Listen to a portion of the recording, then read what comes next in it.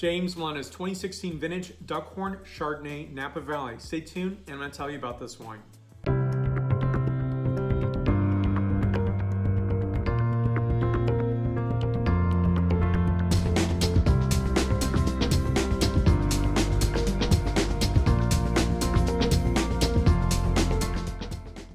Chardonnay is one of my favorite varieties, and I think a lot of people underappreciate Chardonnay even today.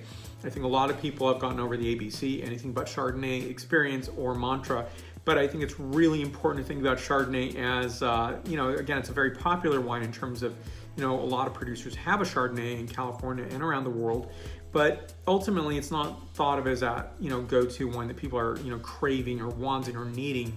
And I think it's a wonderful wine to enjoy with food or not. And I think it's really had a bad rap in some ways. In some ways it was deserved by some producers, not all. And I think some producers have been making quality Chardonnay for a long time in California, and not just in Burgundy, not just in Chablis, and not just in other places in the New World. Fine variety, it has a place at the table, and it really makes a splendid sparkling wine as well. So I think this is a lovely, lovely wine where if you haven't had a Chardonnay recently, please try one. This is a great one to be trying. So this is a well-crafted bottle, $35 price point, and that's from the producer themselves. I'll put a link down below so you can see information on this producer. You should be able to find it around the United States. So it may center around 35, maybe a little higher, a little lower, depends where you are. Again, very familiar, iconic yellow label, gold label of Duckhorn and Napa Valley Chardonnay 2016 vintage. Back label for you to look at here. 14.5% ABV. So what I think is modulating this wine, think about it this way. 40% of this is malolactic fermentation. In some wines in the past, some Chardonnays in the past, it would have been 100% malolactic fermentation on the wine. That really says to me it's calibration. Calibration in terms of what you're expecting, what you want your guests to enjoy the wine, and how you want them to enjoy the wine in terms of not being something to enjoy just for one glass and that's it.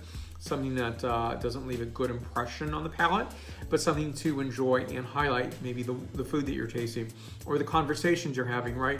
You don't want to be stuck on, wow, that's really oaky, or that's really buttery. I think there's that sense of balance and a sense of elegance, because at the end of the glass, you want to remember that wine in terms of saying, I want one more. So on this wine here, now this is French oak on this. So fermentation is 90% barrel, 10% stainless steel. So the point score on this is 93 points out of 100 points. First begins, as I always start off with, is the nose characterization. So a mid-straw colorization, so not quite absolute golden yellow, but that straw imparting that colorization on the wine itself. So heirloom apple, a bit of common pear note, nutmeg, and fresh flowers. Next, the palate characterization. So heirloom apple on this, as well as seashell, beeswax, hint of fennel, and flowers. Again, 93 points out of 100 points. More reviews to come. Thank you for watching. I really appreciate your support. So the like button's down below. Please hit that button. More information on this producer will be listed there as well. And if you're in Napa Valley, please pay a visit to Duckhorn.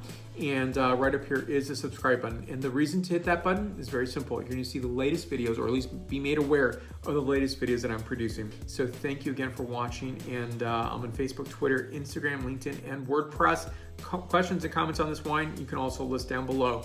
And what are your thoughts on Napa Valley Chardonnay? What are your thoughts in Chardonnay in general? Are you back to drinking Chardonnay? Let me know. And thank you again for watching. Stay tuned for more. Santé.